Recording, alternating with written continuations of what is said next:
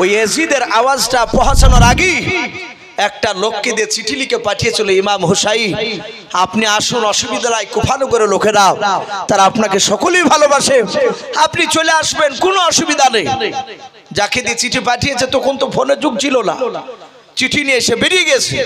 তারপরই বাপজি আপনার শুনতে পেয়েছে ইমাম মুসলিমকে মার। ভাইরা আমার, বাবা জীবনেরাও, ইমাম মুসলিম রাদিয়াল্লাহু তাআলা আনহু ওনার দুই সন্তানকে ডেকে বলেছিল, বাবা আমি মদিনায় মাশরার সময় বলেছিলাম, বাবা তোমরা মদিনা থেকে আমার সাথে যেও না।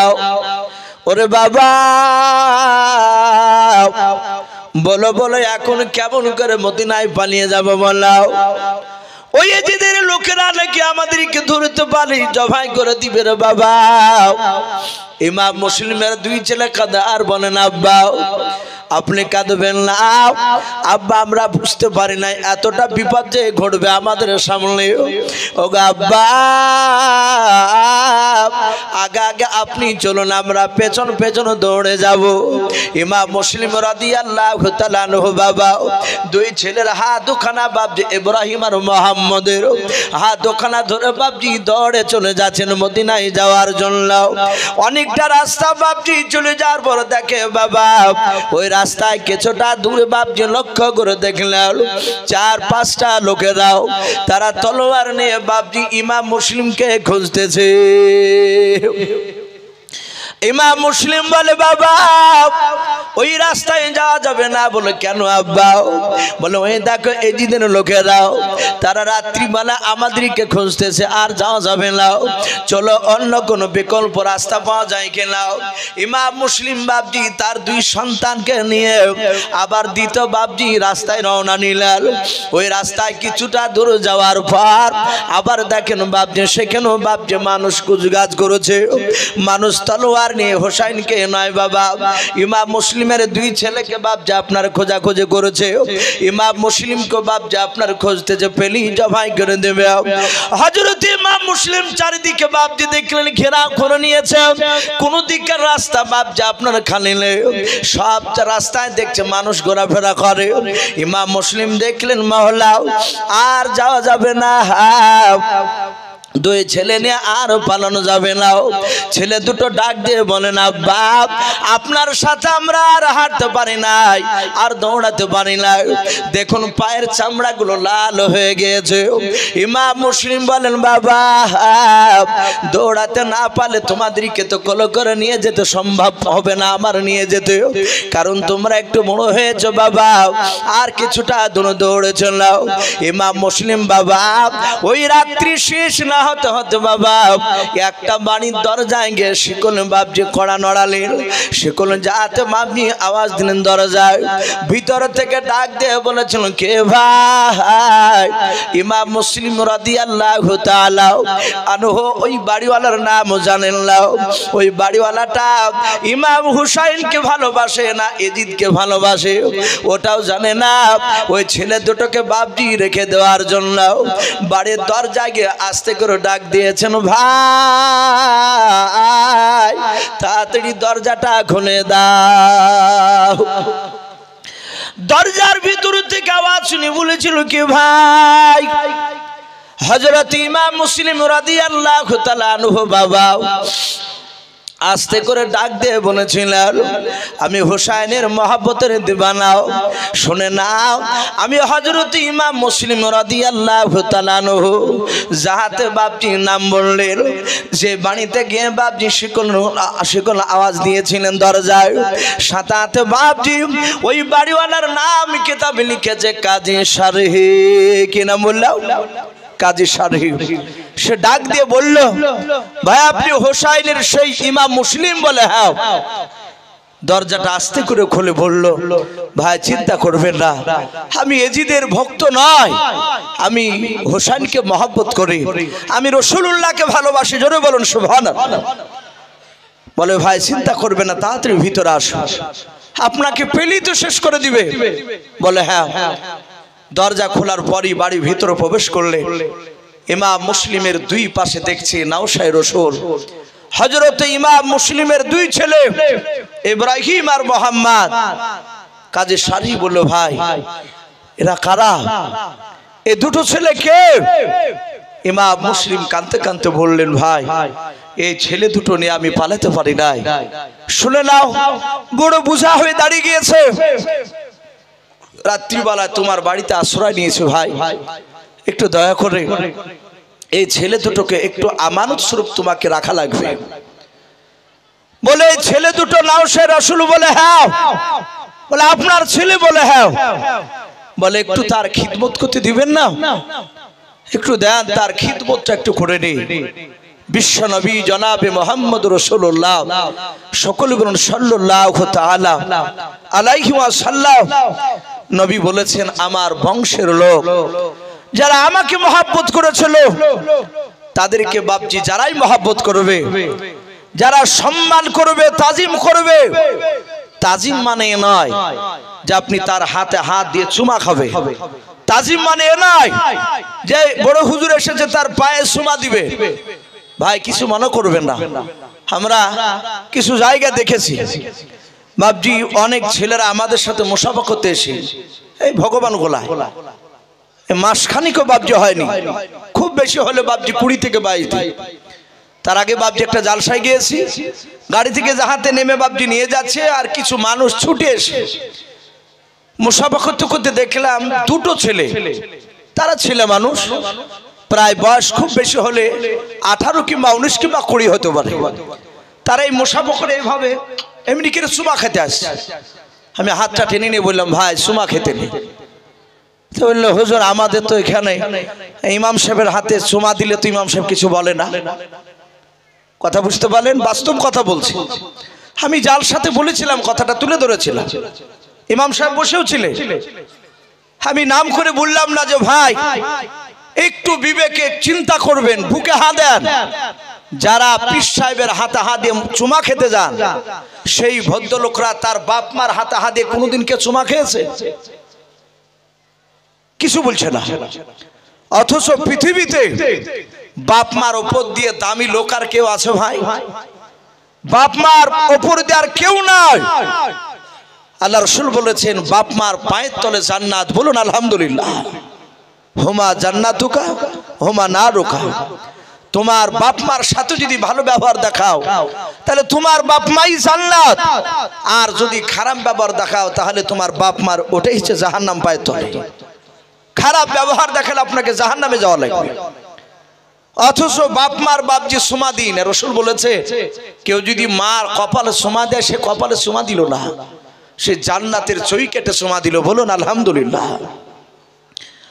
তাই আমি বলবো ভাই তাজিম মানে ওটা নয়। আপনি মুসাফা করুন, মুসাফা করে আপনি দোয়া, যে দোয়াগুলো আছে সেই দোয়া পড়ো।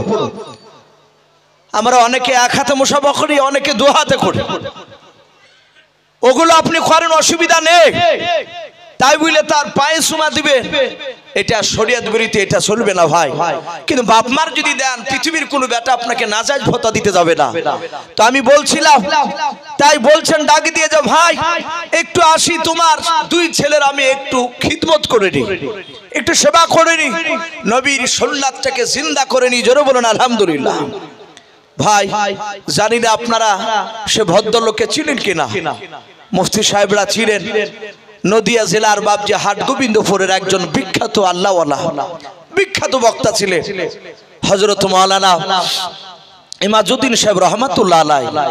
উনি ইন্তেকাল করে গিয়েছে।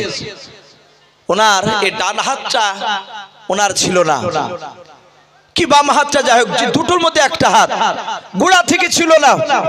উনি একটা হাত নিয়ে এভাবে বক্তব্য রাখতেন। সেই সময়কার উনি বিখ্যাত বক্তা, ওনাকে বাঘ বলা হতো। উনি শুরুলিয়া মাদ্রাসায় বক্তব্য দিতে দিতে বলেছিলেন নবীজির মহব্বতের নূর শুনে যারা বংশধর ইমানদার তাদের মহব্বতের কথা বলতে গিয়ে তিনি একটা ঘটনা তুলে ধরেছিলেন। সম্মানিত ভাইরা আমার, বাবা জীবনেরা, ইরাকের সরজমিনে একটা ময়দানের নাম বাপজি তি ময়দান। সেই ময়দানে বাপজি কুস্তা কুস্তি যাকে মালাম বলা হয়, আজ যেমন ফুটবলের প্রতিযোগিতা, ক্রিকেটের প্রতিযোগিতা, আজ থেকে বাপজি 200-150 বছর আগে মানুষ কুস্তা কুস্তির মালাম বলা হয় তাকে প্রতিযোগিতা হতো। তো সেই সময় ইরাকের সরজমিনে বাপজি হাজার হাজার মানুষ, তার সামনে বাপজি এক নাই দুই নাই 40টা বাপজি আপনার বলা হয়েছে দেশের পালোহান এসেছে একত্রিত। সে ময়দানে কুস্তা খুঁজতে হবে। প্রায় ছিল বাপজি 1 কেজি সোনার গোটা। 1 কেজির সোনার গোটা যে ফার্স্ট হবে সে নিয়ে চলে যাবে। হাজার হাজার লোক বাপজি চারিদিকে দল বেঁধে মালাম দেখতে এসেছে, কুস্তা কুস্তি দেখতে এসেছে। আসার পরে বাপজি নজরুল বলে এক ভদ্রলোক, নজরুল বিরাট পালোয়ান, যেমন উঁচু তেমনি বাপজি দেহুর তার কাঠামো, কুস্তি করার মতোই বাপজি তার শরীর। 1 কেজি সোনার গোটা নিয়ে বাপজি গোটা ফিল্ডে বাপজি সে ঘুরছে, চিৎকার করে বলছে কেউ আছো? কার হাতের কবজিতে জোর আছে বলো, এসো। আসার পর নজরুলকে মাটিতে ফেলে দিয়ে নজরুলের বুকের উপর বসে হাত তালি মেরে 1 কেজি সোনার গোটা কে নিয়ে যাবা? আরো যে বাপজি 39টা দেশের বাপজি পালোহান, তারা মালাম করবো এসে বাপজি নজরুলকে দেখে আর সামনে কেউ যাচ্ছে না, কেউ যাচ্ছে না। যারা নিয়ে এসেছে বলো ভাই যাও, বলে সম্ভব নয়। আচ্ছা বলেন যদি কেউ না যায়, যিনি ফিল্ডে আছে প্রাইজ ওনাকে তো দেওয়া লাগবে। রেফারি সাহেব যিনি খেলা ছিলেন বললেন ভাই 1 থেকে 10 পর্যন্ত গণবো, যদি না আসো বিপক্ষে প্লেয়ার তাহলে সোনার গোটাটা নজরুলের হাতে দিয়ে দেব। 1 2 3 4 করে গুনছে। হাজার হাজার লোক তাকে দেখছে, ওরা কেউ যাচ্ছে না। যাহাতে 10 বলতে যাবে, আর ওই হাজার হাজার জনতার মধ্যে থেকে একটা পাতলা দুবলা মানুষ, একেবারে দুর্বল লোকটা ছাপ দিয়ে গিয়ে ফিল্ডের মাঝখানে দাঁড়িয়ে নজরুলকে চিৎকার করে বলছে, এই নজরুল, আমি তোকে মাটিতে ফেলে দিয়ে আমি তোর বুকের উপর বসে হাত তালি মেরে দে 1 কেজি সোনার গোটা নিয়ে আমি বাড়ি চলে যাব। বলুন সুবহানাল্লাহ। পাতলা দুবলা মানুষ নজরুল বাপজি আপনার তাকিয়ে অবাক যে এত পালোয়ান আমার সামনে আসে নাই, আরে পাতলা দুবলা টিট টিট টিট করে হিলছে, জোরে বাতাস হলে মনে হয় পড়ে যাবে, আর ও চিৎকার করে বলছে আমি তোকে ফেলে দিব। নজরুল বলল ভাই কাছে আয়। কাছে এসে বলল তোর কি চোখের সমস্যা আছে? বলে নেই। নজরুল এইভাবে তার চোখের সামনে হাত দিয়ে বলল বল কটা আঙ্গুল? বলে 5টা। পাতলা দুবলা মানুষটা বলে নজরুল আমি অন্ধ নয়, আমি কানা নয়, আমি চোখে দেখতে পাই। চিন্তা করো না, আমার শরীর পাতলা হতে পারে কিন্তু ভিতর শক্তি আছে, চিন্তা নাই, তোমাকে চিৎকারে পাড়ে ফেলে আমি তোমার বুকে বসে হাত তালি মেরে সোনার গোটা নিয়ে চলে যাব। হ্যাঁ তো জোরে বাপজি পিকআপ নিয়ে কথা বলছে। নজরুল বলল তোর সন্তান আছে? বলে আছে। বলে সন্তানগুলোকে তুই এতিম বানাসি না? এই তোর বাপ মা আছে? বলে হ্যাঁ। তোর বাপ মা জিন্দা থাকলে ডাক। বাপ মাকে ডাকলো, বলে আপনার সন্তানকে ডেকে নিয়ে যান, মনে হয় ব্রেনের গন্ডগোল হয়ে গেছে। ও জানে না যে আমি কত বড় শক্তিশালী পালোয়ান। ওই দেখো 39টা পালোয়ান, তারা কেউ আসতে পারে নাই, ভয় আসছে না। আর এই পাতলা দুবলা মানুষ, আমি যদি তার হাতখানা ধরে একটু টান মারি 50 হাত দূরে গিয়ে পড়বে। তার বাপ মা বললো বেটা পাগলামো করিস না, পালিয়া। ছেলে তো বললো আব্বা মা তুমি চিন্তা করো না, তোমার সন্তানের আজকে শক্তির পরীক্ষা দেখবা। এ দুর্বল আমি হলেও একে ফেলে দিব, চিন্তা করো না। নজরুল বলল বংশহী করে দে, তোর জীবন যদি চলে যাবি দায়ী নয়। বলে অসুবিধা নেই। অনেক লোক চিন্তা করছে লোকটা তো জীবনে খেলতে নামেনি, যারা ফুটবল জীবনেই পা দিয়ে লড়েনি, তাকে যদি বাপজি আপনার দামি টিমের সাথে নামিয়ে দিয়ে যায় লোকে পাগলা বলবে না? ও তো প্লেয়ারকে মারতে গিয়ে বল মারতে গিয়ে প্লেয়ারের মুখে হয়তো মেরে দিতে পারে, ও তো জানে না কিভাবে বল মারতে হয়। তা ডাক দিয়ে বললো ভাই পাগলামো করিস না। বলে চিন্তা করো না, আমাকে যদি তলে ফেলে দেয় নজরুল, তাহলে নজরুল নিয়ে চলে যাবে, আর আমি যদি নজরুলকে ফেলে দিই তাহলে আমি সোনার গোটা আমি নিয়ে চলে যাব। নজরুল রেগে গেল, বলে অসুবিধা নাই, কথা পাকা হয়ে গেল। বলে হ্যাঁ। সামনে বাপজি দাগ রয়েছে, দাগের ওই পারে আব্দুর রহমান, ওই পাতলা দুবলা মানুষটা, আর এই ধারে বাপজি নজরুল। লোকেরা দেখছে হাতির সাথে মশার লড়াই। যেই লোকটা জীবনে মালাম করে না, দেখি কি করে মালাম করে। নজরুল এবার হাত বাড়াবে, ওই বিপক্ষে প্লেয়ার ওই পাতলা দুবলা উনিও হাত বাড়াবে, হাত বেড়ে বাপজি মুসাফা করে হ্যান্ডসাপ করে টানাটানি করেছে যেমন পারবে তলে ফেলতে, কিলাকুলি ঘুষাঘুষি নয়, কুস্তা কুস্তি। সাথে হাতে বাপজি আপনার নজরুল জাহাতে হাত বাড়িয়েছে। ওই পাতলা দুবলা মানুষটাও ওই ভদ্রলোক বাপজি হাতটা বাড়াতে গিয়ে থরথর করে হাতটা কাঁপতে শুরু করেছে।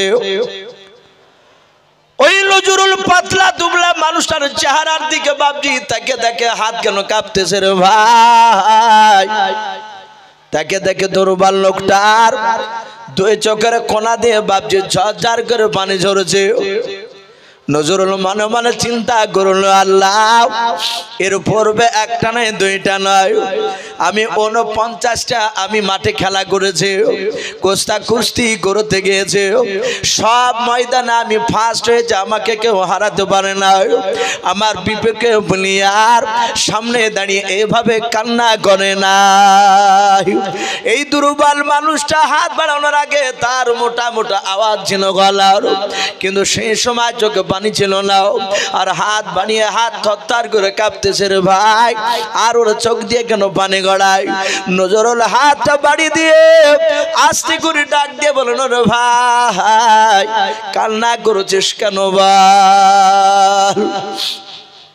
ওই দুর্বল মানুষটা ডাক দিয়ে বলেছিল, ভাই নজরুল, রেফারি সাহেব বাঁশি দিয়ে দিয়েছে বলে, হ্যাঁ হাজার হাজার লোকেরা আমাদের মালাম দেখতেছে। ওরে নজরুল ভাই হাতটা বাড়িয়ে দেওয়ার পর ভাই তুমি আমার হাতটা টানে বানাও। ওরে নজরুল ভাই দয়া করে একটু হাতটা টানার আগে তোমার কানটা আমার মুখের গোড়ে নিয়ে এসো ভাই, আমি তোমার সাথে কয়েকটা গোপনে আস্তে আস্তে কথা বলবো কানে কানে। নজরুল বলো, ভাই আমার সাথে বিপক্ষে প্লেয়ারই ভাবি কোনোদিন কানটা ডাকে নাই তার মুখের গোড়ে, তুমি কি বলবা? বলো ভাই নিয়ে এসে একটু কথা বলবা। নজরুল আস্তে করে বাপজি আপনার কথা বলার পর নজরুলের কানটা বাপজি পাতলা দুবলা মানুষটার কাছে নিয়ে গিয়েছে। পাতলা দুবলা মানুষটা কাঁদে আর বলে, নজরুল ভাই, ওরে ভাই আমি তোমার দেহ কেন ভালো করে দেখতে পেয়েছি, ভাই রে আমি কেন কান্না করেছি তুমি জানো না? বলে না। ডাক দে বলো, ভাই তুমি আমার নাম কি জানো? বলে নাও। আমি নাম এখনই শুনলাম। ডাক দে বলেন, ভাই আমার নাম আব্দুর রহমান। বলুন সুবহানাল্লাহ। বলো ভাই তোমার নাম আব্দুর রহমান তো কি হলো, কেন তুমি কান্না করেছো বলো? ডাক দিয়ে বলেছিল, ভাই নজরুল শুনে নাও, কেন চোখ দিয়ে পানি গড়ায় তুমি জানো না? বলে নাও। ওরে নজরুল ভাই আমি কোন বংশের সন্তান তুমি জানো নাও? বলে নাও। বলে ভাই চিন্তা করো নাও, শুনে নাও ভাই আমি বানোয়াটি কথা বলি নাই, আমি বিশ্ব নবীজির বংশের সন্তান। বলুন সুবহানাল্লাহ। নজরুল বলেন, ভাই তুমি নবী বংশের সন্তান? বলে হ্যাঁ। বলো ভাই রে কেন তুমি কান্না করেছো বলো? বলে নজরুল ভাই এই মালামটা এক নয় দুই লাখ, আজ 1 মাস আগ থেকে প্রচার হচ্ছে এলাকায়। ভাই শুনে না, গোটা রাত্রিতে শুনে নাও, 1 মাস ধরে ভাই রাত্রির বেলা শুনে নাও, এশার নামাজ পড়ে নিয়ে ফজর পর্যন্ত ভাই 1 মাস ধরে বিছানায় ঘুমাই না, চোখের পানিতে বালিশটা ভিজায়। বলে কেন কান্না করে থাকে ভাই বলো? ওই পাতলা দুবলা মানুষটা ডাক দিয়ে বলেছিল, ভাই আল্লাহ আমাকে 5টা পেটে দান করেছে। ও ভাই আমি এত অর্থহীন এত গরিব মানুষ, আমি শুনে নাও 5টা বিটির মধ্যে 3টা বিটি উপযুক্ত হয়েছে, বিয়ে দেওয়ার মতো হয়ে গিয়েছে। ভাই রে আমি টাকার কারণে বিয়ে দিতে পারি নাই, আমি গরিব বলে অনেক মানুষ আমার বাড়িতে বিয়ের প্রস্তাব নিয়ে আসে নাই। ভাই গো আমার বিশ্বনবী বলেছেন, আমার যারা বংশের লোকেরা হবে তাদের দ্বারা জাকাতের টাকা খাওয়া চলবে না, ফিতরার টাকা খাওয়া চলবে না, সদকার টাকা খাওয়া চলবে না। ও ভাই শুনে নাও, শরীর পরিশ্রম করে শোনে না, রক্ত পরিশ্রম করে খাওয়া লাগবে ভাই রে। আমি যা ইনকাম করে কোনো মতো সংসার চলে, কিন্তু বিটির বিয়ে দিতে পারে না টাকার কারণে। ভাই আমি তোমার সামনে ঝাঁপ দিয়েছি, আমি জানি তোমাকে পারবো না। তুমি হাতখানা ধরে যদি টান মেরে ফেলে দাও, 50 হাত কেন 70 হাত দূরে গিয়ে পড়ে যাব। ওরে নজরুল ভাই, আমি তো যে কোনো বংশের সন্তান নাই, আখিরি জামানার নবী জনাবে মোহাম্মদ রাসূলুল্লাহ সাল্লাল্লাহু তাআলা আলাইহি ওয়াসাল্লামের আমি বংশধর। শুনে নাও ভাই, যদি দয়া করে আজ তুমি একটু অভিনয় করে যদি কোনো কায়দায় যদি তুমি আমার মাটি তো আমার তলে যদি পড়ে যাও, আমাকে যদি জিতিয়ে দাও, ফার্স্ট করে দাও, এই সোনাটা নিয়ে গিয়ে আমার বিটির বিয়ে হয়ে যাবে, কোনো অসুবিধা হবে না। কিন্তু ভাই রে, আল্লাহ যেদিন ইন্তেকাল করবি, কিয়ামতের ময়দানে যেদিন আল্লাহ আমাকে উঠাবে, শুনে নাও, আমি বিশ্ব নবীর কাছে আমি গিয়ে বলবো, আল্লাহ তোমার নবীর কাছে গিয়ে আমি বলবো তোমার জন্য জান্নাতের সুপারিশ করতে। জোরে বলুন সুবহানাল্লাহ। ভাই আমি একটু জান্নাতের দোয়া করব তোমার জন্য, রাসূলকে তো করতে বলবো। আমি প্রাণ ভরে যতদিন বেঁচে থাকবো তোমার জন্য দোয়া করব। ভাই একটু দয়া করে যদি আমাকে এই সোনাটা যদি আমাকে জিতিয়ে দাও। নজরুল কথাগুলো শুনছে, তার পশমগুলো বাপজি খাড়া হয়ে যাচ্ছে। উনি চিন্তা করে বলছেন, ভাই আব্দুর রহমান জীবনে বহু টাকা ইনকাম করেছি ভাই, আর চোখের পানি ফেলো না, বলুন সুবহানাল্লাহ। ভাই আর কাদা লাগবে না ভাই। আব্দুর রহমান আমি স্বেচ্ছায় আমি মাটিতে পড়ে যাব, তুমি বুকে আর পূর্ব শোভা 1 কেজি সোনার গোটা নিয়ে গিয়ে তোমার বিটির বিয়ে দিয়ে দেব। তোমার বিটি বানা আবারও বিটি। ভাই আর কান্না করা লাগবে না। আব্দুর রহমান বলছেন, ভাই এই লোকেরা তো মেনে নিবে না, একটু যদি অভিনয় না করা যায় মালাবে। বলে আমি অভিনয় করতে রাজি আছি, আর যদি তোমাকে তলে যদি ফেলে দিই, কিয়ামতের ময়দানে একবার যদি প্রশ্ন করে, তাহলে আমি জবাব দিতে পারবো না। ভাই চিন্তা করো না। নজরুল হাতখানা বাড়িয়েছে, পাতলা দুবলা আব্দুর রহমানকে বললেন, ভাই আমি হাত বাড়াবো, শুধু একটু ইশারা করে টানবে, টান দিবে, আমি মাটিতে পড়ে যাব। ইশারা দিয়েছে, মাটিতে পড়ে গেলে আব্দুর রহমান বুকের উপর বসে বাপজি হাত তালি মারতে শুরু করলে। লোকেরা সবাই বলল, এ মালা মারি না, এ পাতলা দুবলা মানুষ জীবনে মালাম করে নাই, আরে এত বড় শক্তিশালী মানুষটাকে ফেলে দিল, মনে হয় কোনো গন্ডগোল হয়েছে, আবার দ্বিতীয়বার হোক। আবার দ্বিতীয়বার বাপজি মালাম করার জন্য হাতখানা বাড়িয়েছে। আব্দুর রহমান বলছে, ভাই নজরুল লোকের কথা শুনে জানো টান বেরো না ভাই, যদি একটিবার টান দাও আবার দূরে গিয়ে পড়ে যাব। ভাই নজরুল বলল, ভাই একবার দ্বিতীয়বার কেন, 100 বার যদি মালাম করতে বলে আমি 100 বারই আমি মাটিতে তোমার তলে পড়তে রাজি আছি, বলুন সুবহানাল্লাহ। চলে গেল 6-7 বার মালাম করার পরে সোনার গোটাটা নিয়ে বাপজি বাড়ি চলে গেল। হাজার হাজার শ্রোতা তারা সকলে অনেকে থুতু দিয়ে ধিক্কার জানালো, জুতো ছিঁড়া জুতো দিয়ে মালা তৈরি করে তাদের গলায় বাপজি নয় নজরুলের গলায় পড়ে দিয়ে তাকে বিদায় জানালো। নজরুল চোখ দিয়ে পানি গড়াচ্ছে, লোকেরা ধিক্কার জানাচ্ছে, যে লোকেরা বললো অসুবিধা নাই, বিশ্বনবীর বংশের লোককে আমি সম্মান জানিয়েছি। সে বাড়ি চলে গিয়েছে। বাড়িতে যাওয়ার পর বাপজি সে রাত্রিবেলায় শুয়ে আছে, হাতটা কপালে এইভাবে দিয়ে আছে, চোখ দুটো বন্ধ করে। সম্মানিত ভাই আমার বাবা জীবনেরা, সারা পৃথিবীর শ্রেষ্ঠ রাসূল জনাবে মুহাম্মদ রাসূলুল্লাহ, সকলে বলুন সাল্লাল্লাহু তাআলা আলাইহি ওয়াসাল্লাম। আচ্ছা বলেন, নবীকে কেউ যদি স্বপ্ন যোগে দেখে সে আল্লাহর ওলি হতে পারবে না? ভাই কথা বলে, নবী বলেছেন আমাকে কেউ যদি স্বপ্ন যদি দেখে, সে স্বপ্নে দেখলো না, সে বাস্তবই দেখলো, বলুন আলহামদুলিল্লাহ। কিন্তু ভাই আমাদের এক শ্রেণীর কিছু গ্যাজাখুরি লোক আছে, তারা দেখবেন অনেকে বলে যে ভাই নবীকে আমি 2 বার দেখেছি, অথচ ভক ভক করে সে সিগারেটে টান মারছে, বিড়িতে টান মারছে, মুখে দাড়ি নাই।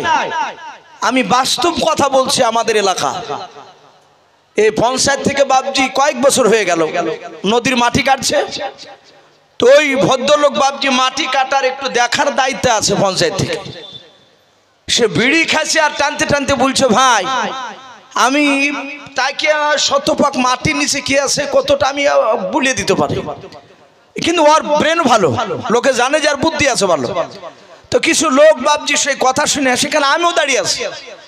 সে বলছে যে আমি রাসূলুল্লাহকে একবার দেখেছি, তারপরে মালাকাল মাউত আজরাইলের সাথেও আমার দেখা হয়েছে। বলুন আস্তাগফিরুল্লাহ। অথচ বাবজি তার মুখে দাঁড়িয়ে নাই, বিড়ি ধরালছে। কত বড় গাজখুরি কথা।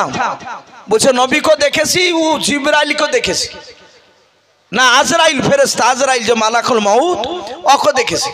একটা লোক বলছে যে চাচা কি করে দেখলেন আজরাইলকে? বলে ভাই আমি ক্লাস্টারে শুয়েছিলাম, ওই পানি তোলা মোটর বলে, অনেকে ক্লাস্টার বলে, ওই ঘরে শুয়ে আছি, আর রাতের বেলাতে দেখছি আসে আমার আজরাইল কলজাতে হাত ধরে দিয়েছে। তো বলছে তখন তুমি কি করছিলে? তো বলছে তখন একবার আমি কপাট মানে বলে চুপচাপ কিছু বলতে পারছিনি, একবার আমার হুড়কে লেগে গেছে ভিতরে। আজরাইল যাহাতে হাত ভরে কলজা জানটা বাইর করতে যাবে, আর অমনি পেছন দিক থেকে জিবরাইল এসে বললো আজরাইল ভাই এ কি করছো? বলে জান কবুজ করছি। বলে এই নাই অন্য জোনা। তখন বললো তাহলে তো ভুল হয়ে গেছে, বলে ছেড়ে দিয়ে চলে গেল। গল্প বলছি না, বাস্তব কথা। তাহলে এই যে কথা গাজিখোর কথা, আমি বললাম চাচা আপনি মাফ করবে, আপনি যে তো কথা বলছেন আমরা তো পড়েছি, যারা মদ খায় সে যদি রসুলকে দেখে নেয়, সে রাতে রসুলকে দেখলে সকালবেলায় তার চেহারার ভোল্টেজ পাল্টে যাবে। সে মদ আর খাবে না, দাড়ি আর কাটবে না, সুন্নতি পোশাক ছাড়া আর চলতে পারবে না। জোরে বলুন সুবহানাল্লাহ। বাশির হাফি নাম শোনেন নাই? বাশির হাফি মানে এই খালি পায়ে হাঁটতে। তো বাশির হাফি রহমাতুল্লাহ আলাই উনি বাবজি রাস্তা দিয়ে যাচ্ছিলেন মাতাল অবস্থায়, যেতে যেতে একটা আরবির টুকরা আয়াত পড়েছিল। উনি তাকে দেখলেন এটা তো কোরআনের আয়াত, উনি সাথে হাতে তুলে বাবজি একটা জায়গায় উঁচু জায়গায় রেখে দিলেন। কিন্তু আল্লাহ রাব্বুল আলামিন যাকে হেদায়েত বানাবে, পৃথিবীর মানুষ তাকে গুমরা বানাতে পারবে না। আর আল্লাহ যাকে গুমরা বানাবে, পৃথিবীর মানুষ নাই তাকে বাবজি আপনার হেদায়েত বানাতে। আল্লাহ রাব্বুল আলামিন তাকে হেদায়েত জানাবে। বিশ্ব নবীর সাথে রাত্রিবেলা দেখা হয়ে গেল, সকালবেলা থেকে বাবজি তিনি বিখ্যাত আল্লাহ ওলি হয়েছিলেন। বলুন আলহামদুলিল্লাহ। আল্লাহ ওয়ালা বুজুর্গ হয়েছিলেন। বাশির হাফি রহমাতুল্লাহ আলাই ওনার জীবনীতে লিখেছে উনি যে রাস্তা দিয়ে হাঁটতে, ওই রাস্তাতে জঙ্গলের পাখি পশু পাখি পায়খানা করতো না। বলুন আলহামদুলিল্লাহ। এত বড় আল্লাহ ওয়ালা ছিলেন, এত সম্মান দিতেন বাবজি। তাই রসুলকে যারা দেখবে ভেবে নেবেন 5 ওয়াক্ত নামাজ মসজিদে গিয়ে পড়বে। ব্যতিক্রম একাদ ওয়াক্ত এদিক ওদিক হতে পারে। আমাদের অনেক পীর বড় বড় দাবি করে, মুরিদের বাড়ি বেড়াতে এসে যদি মুরিদের বাড়ির 2-4 খান বাড়ির পরে মসজিদ আছে আজান দিচ্ছে, যদি পীর সাহেবকে বলে হুজুর নামাজ পড়তে যাবেন না, বলে না আমি এখন ওযিফায় আছি, মুরাক্কাবাতে আছি, ওদিকে জামাত হোক আমি এখানে একা পড়ে নেব। ব্যতিক্রম একাদ ওয়াক্ত হলে অসুবিধা নেই, কিন্তু যদি 2-3 দিন থাকে, 2-3 দিনই গেল না, জানবেন ও প্রকৃতি পীর নয়, ও পাকা ভণ্ড। কারণ বিশ্বনবী নামাজের এত গুরুত্ব দিয়েছেন জামাতে। বিশ্বনবী বললেন ওগো সাহাবায়ে কেরাম, আজান শোনার পর যারা আজানের শোনার পর মসজিদে আসলো না, আমার মন বলে তার বাড়িতে আগুন ধরিয়ে দিয়ে আমি তার বাড়িকে পুড়িয়ে দিই। কিন্তু তার বাড়িতে তার সন্তান রয়েছে, তার বিবি আছে, এই জন্য আমি হুকুম দিই নাই। এত গুরুত্বপূর্ণ কথা। একজন সাহাবা উম্মে মাকতুম রাদিয়াল্লাহু তাআলা আনহু 2 অন্ধ, চোখে দেখতে পায় না, 2 চোখে দেখতে পায় না, তাকে অন্ধ বলা হয়। এই কথাটা শুনে রাসূলুল্লাহর কাছে গিয়ে বলছেন হুজুর একটু আপনার কাছে রুখসাত পাওয়া যাবে না? বলে কেন? বলে আমি তো 2 চোখে দেখতে পাই না, বাড়ি থেকে মসজিদে আসতে অসুবিধা হয়। রাসূলুল্লাহ বললেন যাও, তুমি চোখে দেখতে পাও না, তাই তুমি না আসলে হবে, চলে যাও। সাহাবা যাহাতে চলে যাচ্ছেন, আবার বিশ্বনবী ডাকলেন, এই সাহাবা এই শোনো, আবার কাছে আসেন। বলে হুজুর ডাকলেন? বলে হ্যাঁ। বলে সাহাবা তুমি আমার বেলালের আজান কি শুনতে পাও? মসজিদে নববী থেকে আজান দিলে তুমি শুনতে পাও কানে? বলে হ্যাঁ। বলে আমি রুখসাত দিয়েছিলাম, তুলে নিলাম। শুনে নাও সাহাবা, অন্ধ সাহাবা চোখে দেখতে পাই নাই, যদি আজান কানে শুনতে পাও, তোমার মসজিদে বিনা ওযুর ছাড়া মসজিদে এসে নামাজ পড়া লাগবে। বলুন আলহামদুলিল্লাহ। আজ গুরুত্ব দিই ভাই আমরা বলে। অনেকে আজান শুনে ক্যারাম বোর্ডে ব্যস্ত হয়ে যায়, ক্যারাম বোর্ড খেলছে, মুখে দাড়ি, কপালে ঘাটা ফেলে দিয়েছে, বলে চাচা নামাজ, বলে পড়ে নিচ্ছে, অসুবিধা নাই, পরে পড়ছি। গুরুত্ব আমাদের নেই ভাই। আজান শুনলে বাপজি নামাজের জামাতে গুরুত্ব দেওয়া লাগবে। সম্মানিত ভাইরা আমার, বাবা জীবনেরা, যারা রাসূলুল্লাহকে দেখবে সে আর খারাপ কাজ করতে পারে না।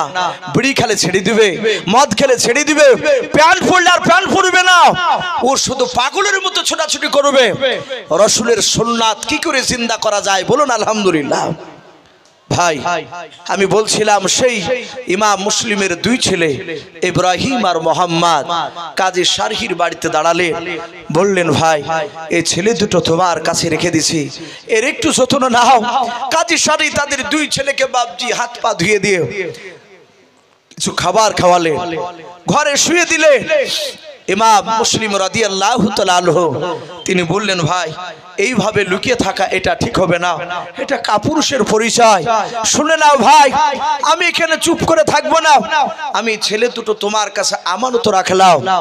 শুনে নাও, আমি একটু বেরিয়ে যাব, যদি আমার কিছু হয়ে যায় তাহলে ছেলে দুটো সুযোগ পালে তুমি কি করবা? তুমি এখান থেকে মদিনা রাস্তায় দুই ছেলেকে বের করে দিও। বলুন আলহামদুলিল্লাহ। ইমাম মুসলিম বাপজি গভীর রাত্রিতে শেষের দিকে বাপজি নারে তাকবীর বলে জাহাতে বেরোলেন। বাড়ি থেকে জাহাতে একটু বেরিয়েছে, আর সাইডে দেখছেন চার পাঁচটা লোক, তারা বাপজি তলোয়ার নিয়ে ইমাম মুসলিমকে খুঁজছিল। খাপ করে ইমাম মুসলিমকে বাপজি ধরে নিল, বলে তুই তো ইমাম মুসলিম? বলে হ্যাঁ। তাকে একটু ধরে নিয়ে আড়ালে নিয়ে গিয়ে বাপজি তাকে শহীদ করে দিলেন। পড়ুন ইন্না লিল্লাহি ওয়া ইন্না ইলাইহি রাজিউন। ইমাম মুসলিম শহীদ হয়ে গেলে সকাল হয়েছে, দুই ছেলের ঘুম ভেঙে গিয়েছে। কাজী শারহি তার মাথার পাশে দাঁড়িয়ে দাঁড়িয়ে কাঁদছে। ছেলে দুটো ঘুম থেকে জাগার পর বলেন চাচাজি আমার আব্বা কই?